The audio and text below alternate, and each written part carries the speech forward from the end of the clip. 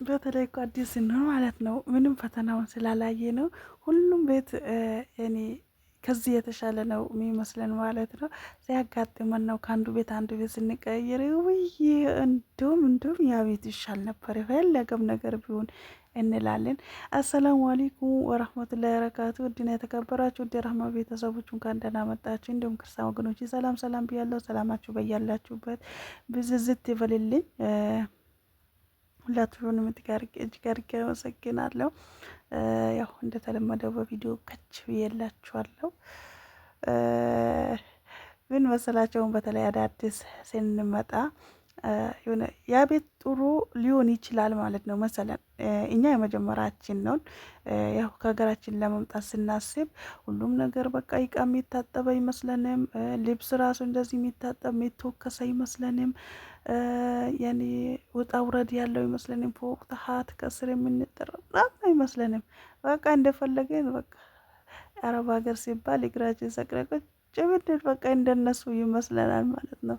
ላኪን ከመጣን በኋላ ወይ ዘመድ ሊያመጣን ይችላል፣ ቤተሰብ ራሳችን ወይም ወደን ፈቅደን ሊሆን ይችላል የመጣ ነው። ከመጣን በኋላ ልብሱንም ስናየው ብዛቱ የሚተኮሰው ልብስ ሲታይ እውይ ጃኬቱ፣ ሸሚዙ፣ ቶባቸው ሲታይ ያ ረቢ።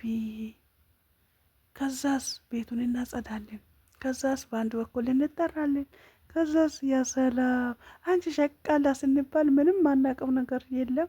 አንቺ ዝባላ ቢሉን ራሱ ክት ብለን ነው የምንስቅላቸው። በቃ እነሱ ፈገግ ስለሚሉልን ማለት ነው። እነሱ በቃ ዝም ብለው ከኛ ያሳቁ ይመስለናል። ግን ዝባላም ይበሉን ሸቃላም ይበሉን መጀመሪያ ምንም አናቅም፣ ቋንቋውን አልገባንም። ልክ ቋንቋ እያወቅን ከሄድን በኋላ ስራውን ካወቅን በኋላ ልክ ስራውንም ባህሪ ካወቅን በኋላ እኔን ነበር እንዴ ሸቃላ የምትለኝ፣ እኔን ነበር እንዴ እዝባላ የምትለን ብለን ራሳችንን ነርፈንስ ነው የምንሆነው ማለት ነው። ራሳችን እስከሚያመን ድረስ ነው የምንናደደው። በጣም ነው የምንናደደው። ቋንቋ ባለማወቅ ነበር የፈለገም ነገር ብንባል ብንሰደብ ብንጮቀን ምንም ነገር ሲቀን ነበር የምናሳልፈው። ግን ቋንቋ ካወቅን በኋላ እናቴ እኛ ነን እንጂ ከነሱ በላይ ጓ የምንለው። ግን አንዳንድ ጊዜ ምን አለ መሰላችሁ ከሰሮቻችን ጋር የሆነ ጥሩ ኮንታክት ሲኖረን ከነሱም ብዙም ብንቀራረብም ግን የበለጠ ቀረቤታ ግን በደንብ ከነሱ ጋር ለሱ ብዙ መቀራረብ አያስፈልግም። ግን መቀራረብ አያስፈልግም ስላችሁ ራሳችንን ቁፍጥን ማድረግ፣ ራሳችንን መጠበቅ፣ ራሳችንን ደግሞ አሳልፎ በማይሰጥ መንገድ ከነሱ ጋር ፔስ መሆን ነው። ከወንዶቹ ግን በጭራሽ ከልጆቻቸውም ይሁን ከባለቤቷቸውም ይሁን የሆነ ነገር ሲያወሩን እኛ ደግሞ ኮስተር ብለን አቀብለን መመለስ ነው እና አሁን እዚህ ሳውዲ አረቢያ እኮ በፊት ጥሩ ነበር ይባላል። ወንዶች ምንም ነገር ቢሆን በራቸው ነበር ልብሳቸው የሚተኮስ፣ ምግብ የሚምጣ በርጋ ነበር የሚቀመጠው፣ ራሳቸው ነበር የሚያስገቡት እየተባለ ነው። ግን አሁን ግን እናቴ እንደዛ ብሎ ነገር ቀልድ የለም። በጣም ወላሂ ጊዜው ተበላሽቷል። እኛም አላህ መጨረሻችን ያሳምርልን። በጣም የሚያስጠላ ዘመን ነው እውነት እና ከእነሱ ጋር ጥሩ ኮንታክት ሊኖረን ይገባል ማለት ነው። እነሱ በቃ ስራውን እኛ ያው መስራታችን አይቀር መኮሳተር፣ መቆጣት፣ ፈጭ ማለት አያስፈልግም። እነሱ ሲያዙን እሺ ማለት። እነሱም እኮ እኛ ስንሰራ በተለይ ሲያዩ እኛ ኮንፊደንሳችን ለስራ ኮንፊደንስ እንዳለን ካዩ ማለት ነው እነሱ ራሱ ይፈትኑናል። የመጀመሪያ ጊዜ ስንመጣ በጣም ብዙ ቻሌንጅ አለው። በጣም አይኑ አስሬ ተላጨው ነች ዶላቦ ነስችው በቃ የቁም ሳጥኑ እቃ ብልብስ የቡፌው እቃ አይቀር የዶላቦ ማለት ነው። ይሄን አውርጂ፣ ይሄን ጠቢያ ነው ይሄን አምጪ ያሉ ጭራሽ ተጠርጎ የማያውቀው ነው የሚያጸዱት ማለት ነው። መጀመሪያ ከሆንን እኛም አይደክመንም በዛን ሰዓት እሺ እሺ እንላለን፣ እንሰራለን። ልክ የተወሰነ ጊዜ ከደረስን ቋንቋውን ካወቅን በኋላ ነው እኛም ፊት የምንለው ከነሱ ጋር ማለት ነው። ኤኒዌይስ ግን ከነሱ ጋር ጥሩ ኮንታክት ሲኖረን እሺ ካልናቸው ስንሰራ በጣም ስንሰራ ምናምን ካዩ ሁሌ ምንሰራ እየሰራን ካዩን ማለት ነው አይከታተለውም። ይኸው ምን አለች ትሉናላችሁ። እነሱ በቃ እኛ ስራ ፍላጎት እንዳለን መጀመሪያ ከአንድ ሁለት ይፈታትኑናል፣ ያዩናል። ከዛ በኋላ ደግሞ ዙር ብለው ራሱ አያዩንም። ምን እንስራ ምን እንስራ ብዙም ኬርለስ የላቸው ይተውናል ማለት ነው። እነሱ ደግሞ ትቶናሉ ማለት ችላ ማለት ጥሩ አይደለም። ከራሴም ጀምሬ ውዬን እንጃ ብቻ ከባድ ነው። አንዳንድ ጊዜ አላህ ይጠብቀን ነው እንጂ ይደክመናል ሰውነታችን ስለሚደክመን እንቅልፍ ደግሞ በጣም ነው። አንዴ ከተኛም በኋላ መነሳት ራሱ በጣም ነው የሚደክመን። ሰው ስለዛ በተነሳን ሰዓት እኛ ስራችንን ቶሎ ቶሎ ጨራርስም ማረፍ ደግሞ ያስፈልገናል። እነሱ ልክ በሚያርፉበት ሰዓት እኛም ደግሞ ሄደን ቁጭ አስሬ ስንራሮጥ ሳምባችንን ያልቃል፣ ኩላሊታችንን እንታመማለን። ብዙ ነገር ስላለ ማረፍ ደግሞ ግድ ይለናል፣ ግድ ያስፈልገናል። ምግብ ደግሞ በደንብ መብላት አለብን።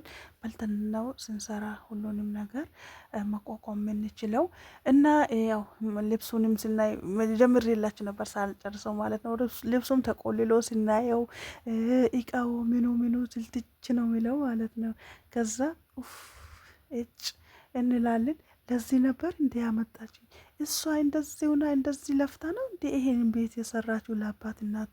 ይሄ እንደዚህ ሆና ነበር እንዴ ለሄድ ለወንድሞቿ ስታለብስ? በዚህ መልክ ነው እንዲህ ብለው ይረዳል ማለት ነው። ሰው ሲደርስበት ስናየው መጀመሪያ እዚህ ስደት ላይ ያለችው እሷ በሰው ኩሽና አንድ ቀን እንደ ሰው አልፎላት ሳሎን ወጥታ ሳትቀመጥ ሁሌ ማድቤት እየተቀመጠች ሁሌ እየተጮቀነች ሁሌ እየተጠራች እየታመመች ሳተኛ እንቅልፍ ሲያምራት ሳተኛ ሲያማት የሐኪም ቤት ሳትሄድ ሲሪባ ሳይት በላ ነበር ለቤተሰቧ ስትለፋ ያለችው ማለት ነው። በስደት ላይ ያለ እህቶች ከዛ ከመጣም በኋላ ነው ይህንን ነገር ሁላ የምታረግ። እንደዚህ ሁና እንደዚህ ለፍታ እንደዚህ ጠርታ ነበር እንጂ ጠርታ ታግላ ነበረ ቤተሰብን እንደዛ ስታስተዳድር ነበረው። አረ የራሱ ጉዳይ ነው። ከሊወል እኔማ ካሁን በኋላ አልሰራም። ለምን ጥንቅር ብሎ አይቀርም። በዚህ ልክ ምን አመጣብኝ? እንደዚህ መታፈን፣ እንደዚህ መጨናነቅ። እንደለመድኩት አገሬ ላይ ዘና ብዬ ብኖር ይሻለኛል ብሎ ብዙ ሰው የሚጸጸት ይኖራል ማለት ነው። ያኔ ፈተናው ስለሚያየው ስለሚረዳ፣ ካልተረዳ ካልደረሰበት ማንም ሰው ሊያምን አይችልም ማለት ነው። ያ ነገር ሲደርስበት ነው ሁሉም ነገር ለካ በዚህ ልክ ነው እንዴ ብሎ ያምናል ማለት ነው። ሳይደከም ሳይለፋ ያው የሚበላ ነገር የለም። እኛ እና አላህ አሰሪዎቻችንም ጥሩ ያደርግልን፣ እኛንም ደግሞ ጥሩ ያደርጋል። እነሱ እጅ ስንላቸው አንድ ሁለት ካገኙን መቼም አይላቀቁንም፣ መቼም እየተከታተሉን እስከ ጥግ። ምክንያቱም እኛንን እልህ የምናስይዛቸው አንደኛ ነገር ማለት ነው። ቢኮዝ እነሱ ከኋላችን እየተከታተሉ እኛ ደግሞ ዝም ብለን ኖሩም አልኖሩም ስራችን ስንሰራ ካዩ ከራስ ገርለስ የላቸው ምንም ያክል አይደሉም ማለት ነው። የሆነ በሆነ ነገር ተጠምደን በስልክ ምናምን ተጠምደን ሲያዩን ነው በቃ ሁሌም ስልክ ነው ብለው የሚጠምዱን ማለት ነው። ሁሌም በዛው መልኩ በዛው ባዩን ቅጽበት ነው ሁሌም እንደዛ የሚመስላቸው። እና ኢንሻአላ በዚህም ስልክ የመጣ አንድ እህታችን ምንም ነገር ሳሰራ ቤት ቀይራ ወር ከ15 ራሱ ይዋ ከ15 ሰርታ ነበር አገሯን የመጣችው። እነሱ አይጥሉን እነሱ ይውደዱን ማለት ነው። እንደዚህም የሆነበት አገሯንም በምንስ ምክንያት ገባች? በስልክ ብቻ እንዴት ሆና ትገባለች? እና ያለ ምክንያት ስልክ ብቻ ስለያዘች አገሯን ገባች። እንዲ የሷ ታሪክ ብዙ ስለሆነ ኢንሻአላ በቀጣይ ቪዲዮ አካፍላችኋለሁ። አረ ብዙ ነው ያለው፣ እንማርበታለን፣ አንዳንዴ ፈታ እንለበታለን። ሀሳብ አስተያየታችሁንም ኮመንት ስራ አስቀምጡልኝ። ከተመቻችሁ ላይክ ሼር አድርጉልኝ ማለት ነው። በሌላ ቪዲዮ እስከምንገናኝ ውድና የተከበራችሁ ውድ የራህማ ቤተሰቦች እጅግ አርጌ ከልብ አመሰግናለሁ። ከምንም ከማንም በላይ ምስጋና ለዓለማቱ ጌታ ለአላህ ይገባው። ከሱ በታች ደግሞ እናንተን እጅግ አርጌ አመሰግናለሁ። እና አንዳንድ ጊዜ ፈታም የሚያደርጉ ነገራቶች አሉ።